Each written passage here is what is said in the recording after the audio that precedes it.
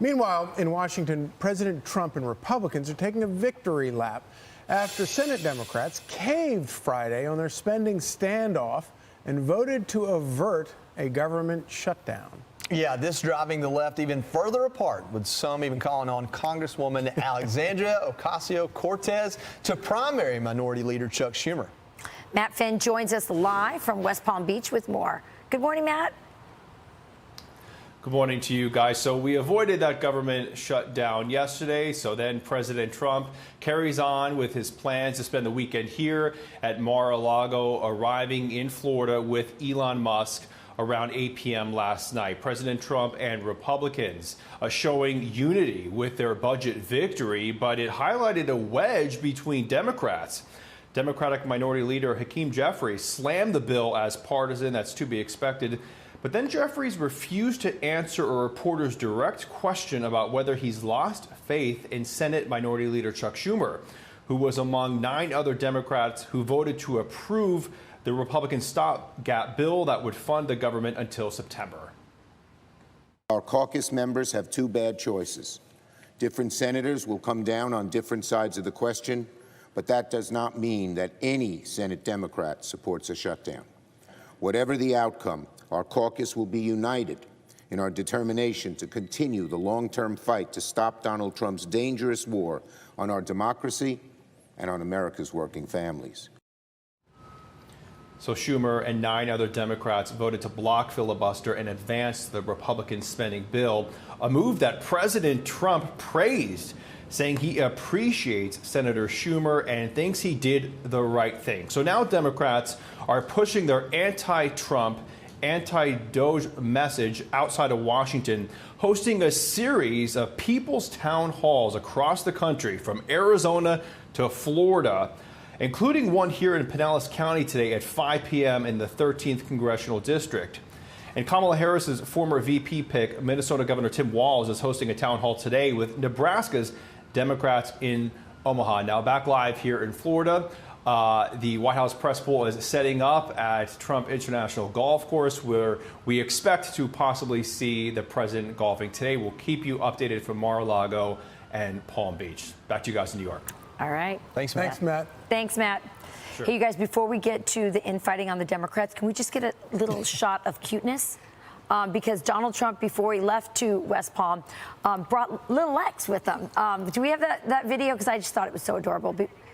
They're pulling it up right now because it's adorable, and everyone's talking about it. It's kind of blowing up on social media. Look at that. There he is. Look. That's so great. He looks like a happy grandpa there. That's not even his grandkid, but No, it's maybe an adopted grandkid. yeah, exactly. So That's is so that the child that's always on Elon's shoulders? Yeah. Okay. Yeah. That's yeah. what I thought. Yeah. That's little X.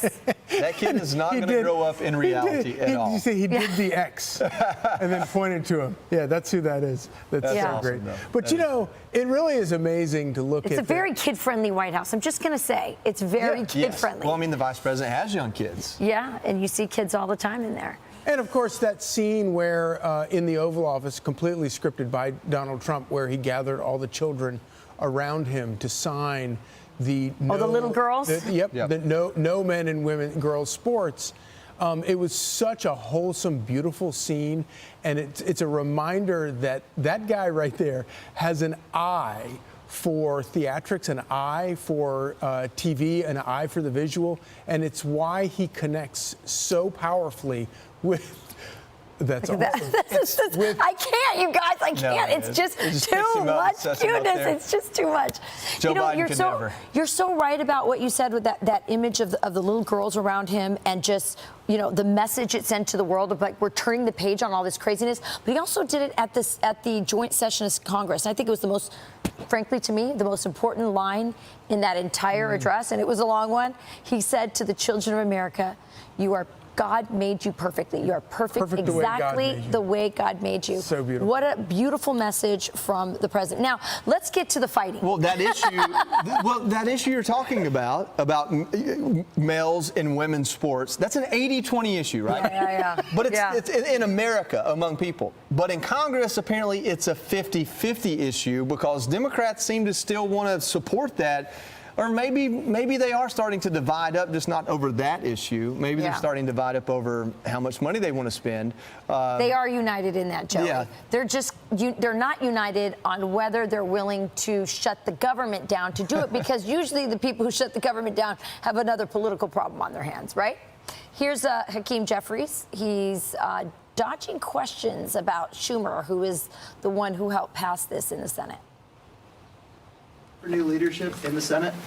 Next question. Have you lost confidence in him, the fact that you guys see this so differently? Next question. Mr. Leader, why were you afraid to say anything about Schumer when you were asked? Don't characterize. No. Do not characterize. No, my question was, why were you afraid to say anything? Do not characterize my remarks. I'm not afraid about anything.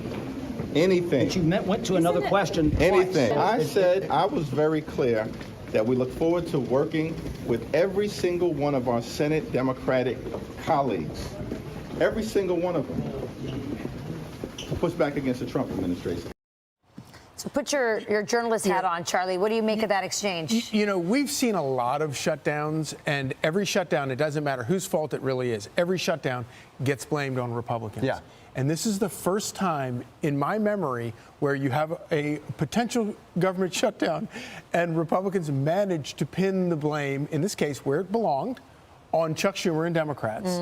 And they freaked out and they blinked. They had no good options, and they deserted the field. They couldn't even stand and fight for it. It's very indicative of what that fight is. A good example, I've got Warnock and Ossoff in Georgia. They're very liberal, very progressive. That's what they are. But look at how they're voting right now. Because Georgia's turned very red. It's always been red, but that one little slip up there. So how did Warnock vote on that one? I don't know how. I think we were going to show who voted which way. Let's saw do that. I think we have it.